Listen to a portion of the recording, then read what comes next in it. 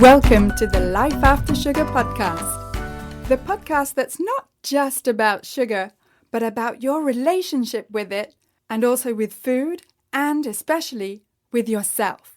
So if you want to discover your life after sugar and hear inspiring stories from all kinds of people who also cut out sugar in their way, at their pace, for their own reasons, this is the podcast for you. Because when you take away the sugar, you can finally discover the real sweetness in your life.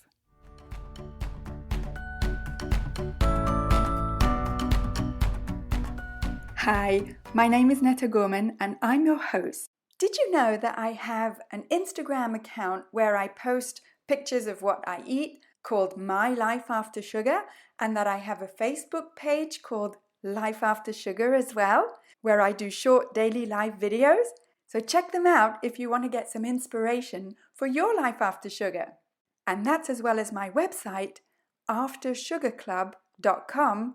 That's aftersugarclub.com. Okay, let's get started. And today I'm talking to Anna Maria Pardo, who's a nurse who specializes in growing possibilities by literally growing connections in the brain. And that's what we're talking about today. Connections, your brain, and your habits. So thanks, Anna Maria, for agreeing to talk to me. And I'm interested in knowing your story before, when you were still eating sugar, and after, when you started eating less of it, and why? Well, I'm going to go all the way back to childhood and peanut butter. I thought that peanut butter jelly sandwiches were the worst thing ever. They tasted good, but they always gave me ridiculous heartburn. I mean, just over the top heartburn. Cinnamon buns, anything like that. And I could never figure it out. So I just ate less of them, right? Who loves heartburn? No one. And then later in my work as a nurse, I started reading up about dietary things to help my clients. And I realized, oh my gosh, it was the sugar in these things. I mean, right? Bread. Think of my childhood, white bread, a really highly refined carbohydrate that my body's going to turn into sugar immediately. Jelly, which is mainly sugar, and peanut butter, which at that time was always sold with sugar in it. I was basically ingesting a cup of sugar right there. Yeah. And the funny thing is that when I finally went as an adult for help with my heartburn, no one said to me, stop eating so much sugar. Then who did you go to see about this, about your heartburn, that didn't tell you, that didn't ask you about sugar? Right. So this was in 1997, and I saw a gastroenterologist who suggested I just had too much stress in my life to stop drinking coffee and eating spicy food. So too much stress, but not too much sugar. Exactly. And what did you do about the stress? Oh my gosh. Well, that took a life rehaul, basically. So let's see. I'm trying to condense for you, but essentially it took a change of life path, a change of life partner, and a change of approach to life. That's major. It is major. So it did take time, right? Yeah. And during all this time, with all this major overhaul of your life, did anyone else ever mention sugar, or did you ever think of it yourself? No one ever mentioned sugar. And it's funny because in my family, diabetes is common. And my mother always used to say, it's too much sugar, too much sugar. But of course, medical training at the time said that diabetes had nothing to do with sugar. So it did occur to me, but no one in the medical field was supporting my mother saying too much sugar. Although, full disclosure, my mother has a major sweet tooth herself. Yeah. I mean, we pretty much all do when we're eating sugar. Right. I mean, do you talk about this? I'm curious. Well, I mean, I talk a lot about like retraining your taste buds to enjoy other tastes than sugar, and and to kind of just calm your taste buds down because they're jacked up and all these extra super duper sugary tastes. And then when you bring those tastes down, that level of sweetness down, we tend to find food bland or boring, whereas actually it tastes of the food that you're eating. Right. And what's interesting is that I would share with my clients that what happens is as you give your body more and more of something, it's going to narrow, it's going to downregulate the number of receptors you have for sugar on your tongue. So when you're eating a lot of sugar, your body goes, whoa, it's sort of like being in a really bright room. You're going to pull the blinds, try and filter out some of that bright sunlight. So the body filters out all that sugar by down regulating the number of receptors you have on your tongue for sweetness. But then as you stop eating sugar, right, as the sun starts to go down, the body wants to open the blinds. So it's going to upregulate the number of receptors you have on your tongue for sugar. So then when you do eat something, say that's naturally sweet, your body goes, wow, that's sweet, right? So your Yeah. body itself will help you. Yeah, and it's like, for my experience was that my taste became so much more sensitive, not just for sweet taste, but for all tastes. And I actually get overwhelmed by just tastes. Like even if I eat, say, some mango or the extra sweet fruit like pineapple, it only takes a couple of pieces before my taste buds get overwhelmed, which is amazing. I'm curious because, the senses are regulated through the brain. And because the brain's an interconnected system, when you improve one part of the brain, you might have surprising benefits in other parts. So, as you developed your sense of taste more by cutting back on sugar, did you find any changes in your other senses? Yes. So my sense of smell and my enjoyment of what I smell. So, for example, if during the first months of confinement last year, everyone was making sourdough bread. Yeah. Now, I don't personally eat bread, but my husband, I asked him, can you make some? Because I'm interested in fermentation, and so he started making some because he and our daughter, they eat bread, and just the smell of it is so delicious. And today I'm able to separate the good smell and the desire to eat whatever smells good. Like I'm now able to enjoy the smell of it without feeling bad that I'm not eating any of it.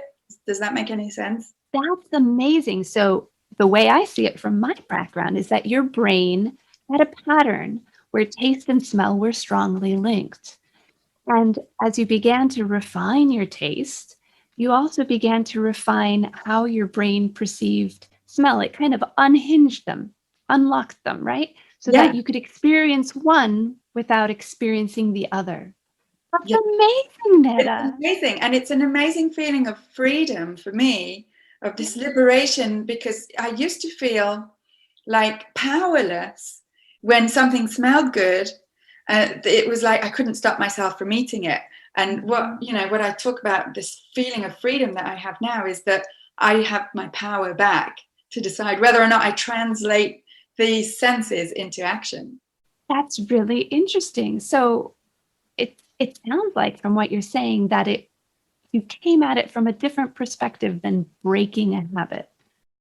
What you understand from what I just said is from your expert point of view about habits and about the brain. Can you tell me or tell us a bit about how the brain is involved in habits and breaking habits? Sure. I'm so caught up in your story. I have to backtrack. Okay. So, in case you don't know, I'm a neuromovement practitioner. And in neuromovement, we use the 9 essentials to sort of guide us in how people truly learn. And these include movement with attention, right? So when you move, you really pay attention to what you're feeling. And to do that, we need to slow down. So the second essential is slow. In order to do something new, learn something new, notice something for the first time, we have to slow down. And in order to bring it more under our conscious awareness, we have to use variation, right? So if my habit is to always eat a peanut butter sandwich with my lunch, I might start by, with the smallest variation you can imagine, eating a different brand of peanut butter, eating half the sandwich of peanut butter, eating the sandwich at breakfast instead of lunch, because this begins to break the associations in the mind that drive us into our habit. I talk about smoking a lot because, as anyone who's tried to stop smoking knows, when you stop smoking, you have to change who you hang out with and where you go because you so strongly associate those things with the action. So we've got movement with attention, slow variation, and then there's subtlety, right? We all think that we have to go in hard, do everything to our utmost, but I know that you advocate this for your members, that you make really tiny, subtle changes to begin with. Yes. So that you can begin to perceive the differences. Yes, right? and that it's not overwhelming.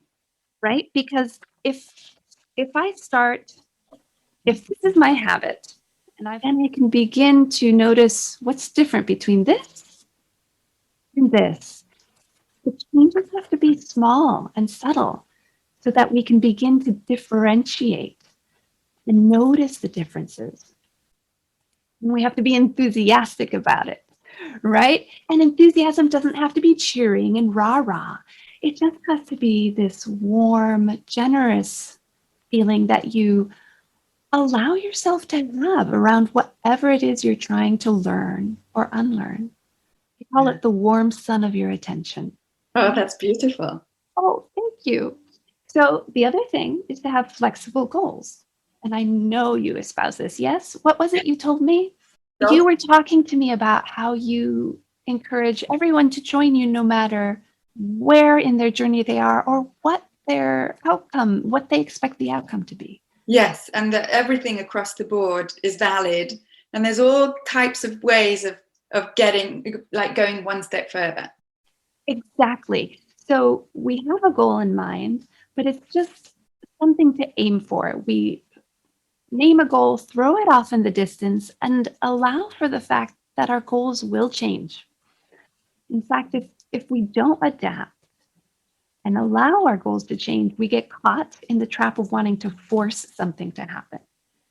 And our brain does not like that. Mm-hmm. Right? Our brain will meet force with force and will resist us. And is that why sometimes people like say they fall off the wagon, or they they have this idea, I'll stop sugar completely 100% right now, or starting on Monday or whatever, and then like by Wednesday they're like, I can't handle it anymore. Yes, it was. So let's think of all the essentials that went against. It was too fast, too much. It was really rigid goal, right? It didn't, and perhaps people were enthusiastic about it, but the brain really needs certain things in order to learn. Think back to childhood, right? No one plunked a dictionary down in front of us to say, now let's read, right? We started with ABC. So I'm sure you've been in situations where you were really keen to learn something and people could tell you anything and you would soak it in. Your learning switch was on. And someone might present the same information at another time when your learning switch is off and you don't get any of it. You're nodding at me. Yeah, because this totally happened to me in all kinds of things, but you know, more with respect to sugar, where I had bad digestive problems, and it was suggested to me to, you know, just for 2 weeks, you know, so that short period of time, to stop sugar and flour and sweetness. And I wasn't ready to hear that. I was like, no, thank you. Yeah. And it's almost like I don't even remember that anyone talked to me about stopping sugar, because I just was not in a place where I was ready to hear it. And then when I ended, I wasn't consciously aware that I got to a place when I was ready for it. But I saw after that 2 weeks when I actually did it that I thought, well, hang on, I think I might be ready because I'm doing it. That's wonderful. And it's not an essential, but when we teach neuromovement, we ask people to pay attention to what they feel. So you tried no sugar to see how it would be for you. And then we ask, do you like it? Do you not like it? What could you do to make it easier for yourself, more comfortable? Mm-hmm. Can you do less and still initiate that momentum that you need? Because I know a lot of people have said to me, I can do it for a short period of time. And sometimes that period is like 2 years. It's not that short. But then I taste sugar one time, and then that's the beginning of the end, slippery slope. So I'm curious, what do you tell those people? Well, it's basically you got to try it to see what happens. If you feel like you want to eat sugar, try it and see what happens, and you'll probably learn a lesson somewhere in there.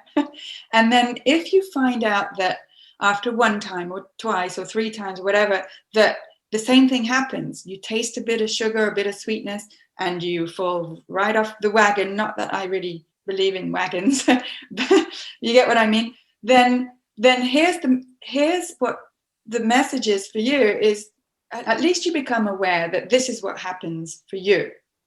Beautiful. And then you have that power to choose whether you want to carry on doing that or change.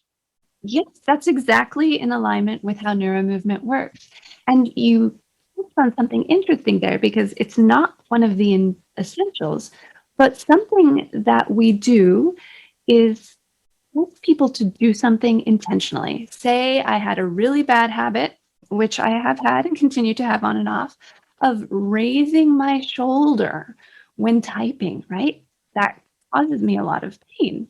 And sometimes that habit does sneak back up on me.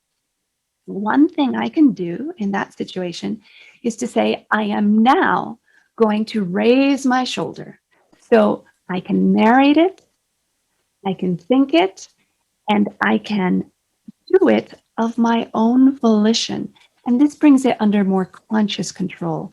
It breaks the association between I type, my shoulder goes up, and it's no, I bring my shoulder up when I want to. Yeah, that is, and I find that is very empowering because where sugar's concerned, so many people feel powerless. And so it's like, well, I have no power. When sugar's calling out to me, it's calling my name. I can't do anything about it. I've got these strong cravings. Yes. So how do we get from that feeling of powerlessness to, being more conscious? Like, how is that? How does the brain do that? Or how do we do that in our habits? Well, the next essential is imagination and dreams. And really, other people call it consciousness. But the first step to any movement is imagining it, right? The brain has to think the movement before it does it. So if you are craving something, you're already thinking about doing the action of eating. Something you could do is think about the action of either not eating the sugar or doing something else instead. But literally, mentally rehearse and use your brain, use your imagination to feel in your body what it would be like to do X rather than Y. And let your dreams be an inspiration to you, because there's probably a reason you want to give up sugar. Is it to have your gut feel better so you can actually stay at your kid's recital instead of running to the bathroom? Hold that dream close and imagine as much as you can not just the outcome you want, but how it would feel in your body. Yes. And is there something that can kind of break that automatic, like, for example, Friday night, I want to have, wine or chips or whatever, but at the same time, whichever one or whatever makes me feel bad. Like, how can we kind of break this automatic habit these automatic habits that we create? Okay. So step one is becoming aware of it, right? So until you know that it's a habit, you can't do anything about it, right? But if you notice, and for me, it was interesting. So I'm not a big drinker. I drink maybe like once a year. And but I noticed that when I went to listen to live music, I wanted to drink. What I needed to do was begin to notice the associations I have, right? So if I associate listening to live music with alcohol, then I needed to become aware of that association and then find a different association to make or imagine a different scenario, right? Because if I could change the feeling, right? We're not acting on thought, we're acting on feeling. Mm-hmm. But you can change through active imagination. You can change the feeling that comes up for you before you get in that situation. Yeah, that's great. Yes. And I don't know for other people, but for me, I never felt that I could have that I had that choice of changing my feelings. But, knowing that it's out there, that it's possible, makes a huge difference. And not only possible, but it can be easy. We don't have to make it hard for ourselves. In fact, if we make it hard for ourselves, it won't work. Yeah, and sometimes we do make stuff hard for ourselves out of self-sabotage. Been there. Ask me how I know. How do you know? Yep. Yeah, I've got. And what about willpower? Because a lot of people say, I don't have the willpower to stop sugar, or maybe I've got, I'm weak-willed because I can't stop sugar for any length of time. So how does willpower come into play with your brain and habits? All right. So I'm going to leave neuromovement aside for a moment and rely on some other training I have. If you've not heard of Dr. Ross Green, check him out. He developed collaborative and proactive solutions. It's a method of communicating, initially developed for parents and teachers to speak with children. But what I love about his work is that he says motivation does not come into it, right? Because if we talk about, well, they're just not motivated, then our job becomes to make them want to. Okay. And we're never going to get anywhere with that. Instead, we assume, and let's talk about ourselves here since you're talking about quitting sugar. So if we find ourselves unable to do something in a certain situation, we don't say, I'm weak willed, I don't want to. I have to find a way to make myself want to. We say, what's happening in that specific situation, right? Because I can give up sugar when I'm not at the candy store. I can give up sugar, when I've had a really nice meal that, I got lots of veggies that made me feel good. I was with friends. I don't feel any craving. So it always comes down to identifying very specifically what's happening in that situation and drilling down to find what the triggers are. Yeah. Yes.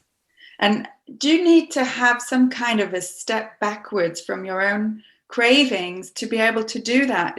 Because it kind of feels like a vicious circle when you're in the craving. You don't necessarily feel like you've got that step back that you need to meta-analyze your craving.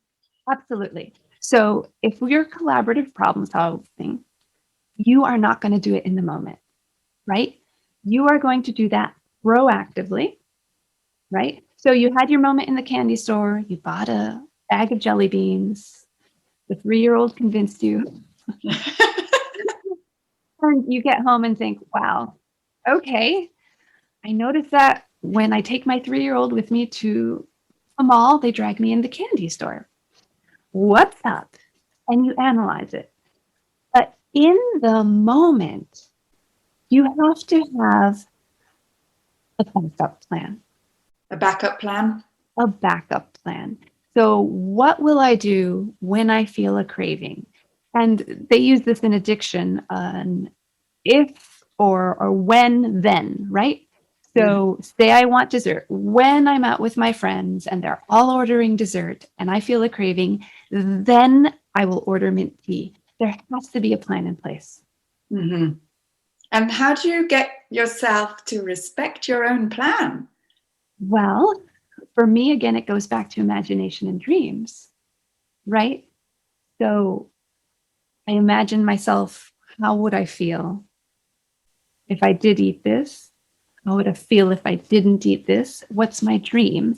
And what is it that I think this will make me feel?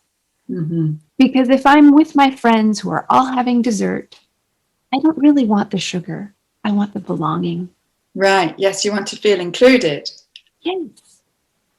So, how can I meet that need In other ways than sugar. in any other way than sugar? Yes, yes, that's a great point. And I found that for any other addictive substance, if we can call sugar addictive, I know it's not everyone thinks it is, but for any other substance that any other addictive substance is not necessarily socially accepted. So you were talking about smoking before. Alcohol is socially accepted, but it's like too much. Why is it illegal to drink and drive? So, but it's not illegal to eat sugar and drive. It's not only socially accepted to eat sugar; it's socially encouraged, and not just for adults. You don't even have to be over 18. I mean, this is for babies and children, and it's almost like you're a terrible parent if you don't give lots of sugar to your children. Yeah. So, to my mind, all you can do is form a community of like minded individuals because, say, in our school district, you're not supposed to use food, they're not even talking about sugar. You're not supposed to use food as rewards of any type. And yet, how many times do the kids get candy in school? Let's talk about all of the food issues that are going to come out of rewarding people with food, et cetera, et cetera. So you have to form your own society Yeah. and be ready. Again, have your backup plan for when people say, "Oh, it's just a piece of cake." Yeah, and it happens a lot. It happens more than it happens. We realize it happens a lot when we step out of that paradigm of celebrating with sugar or cake, of rewarding with food and more than likely sweet foods. And most of us grew up with, being rewarded with sweets. And through no fault of anybody, I'm not pointing the finger at anyone, but it's a fact that most of us did grow up with that kind of connection, and breaking that connection from all those years ago. Now, how did you break your connection with peanut butter sandwiches? It just felt good not to eat them, right? It was just such a relief not to be in pain. And I Mm. think that's what it takes for most of us. There's just a tipping point where we're in so much pain, or we finally realize we're in so much pain. And that pain kind of overtakes the comfort or the pleasure or the joy that in your case peanut butter and jelly sandwich was Yeah. like symbolized. And it's good to do things for other people. Like for me, a big step was starting to do dietary education as a nurse. I felt that I could not, in good conscience, ask people to do anything that I wasn't prepared to do as well. Mm-hmm. So I had to try everything that I was suggesting, including standing up to my mother and saying, thank you. I so appreciate that you made this lovely whatever, and I will take one bite of it for my health reasons. That's all I'm going to eat. Yeah, that is very brave of you. It's very hard. And honestly, if you have someone else you can blame, that's much easier. I used to tell my clients, just tell them I said no. Yeah. Yes, I say that to people too. Just tell them Netta said so, and Yeah. I'll take it. Nice. Yeah, until we feel ready to take that on for ourselves. Yes. And I think part of that is recognizing that there are lots of microaggressions around food. Yeah, I agree. And we become aware of them when we step out of that paradigm. Yeah. Yeah, that's very powerful. I really think that what you're talking about and your expertise, your knowledge it will help people to feel that they do have some kind of power to change their habits. Absolutely. And they don't have to do it alone. They've got you, they've got like-minded friends. They've got, hopefully, if you can find a medical practitioner who supports you, don't go it alone. Yeah, that's true. There is power in numbers for sure. Yeah. Thank you so much. That's fantastic. If anyone wants to get in touch with you or know how they can work with you, how can they do that? So my website is moveandbloomusa.com. Oh, that's beautiful. Thank you. I'll put the link in the show notes. Thank you so much. You're very kind. I can't wait to hear the podcast. Thank you. Thank you. Wow, what a fascinating interview, right? What I really find inspiring is that Anna Maria's first job was at the Yale Child Study Center in 1994, and ever since then she's worked with the brain in one way or another, and now she gives neuro-movement lessons to adults who want to move through life with ease and comfort. And, well, breaking free from sugar will make you feel better in the long run, but goodness me, we know it's not easy to do and we need all the help we can get. And speaking of help, if you want to download my simple guide to getting more energy with less sugar, then head on over to my website aftersugarclub.com, that's aftersugarclub.com, and download your simple guide. And you can also put your name on the waitlist for the next edition of the Life After Sugar program, and that's where you'll really get help and support and accountability to break free from sugar for good, so that you don't want it or need it or even miss it anymore. If you've enjoyed this episode, let me know, scroll down, leave me a review, and let me know how this podcast is helping you with your life after sugar. That's it for this week. Keep in touch and see you soon for another episode.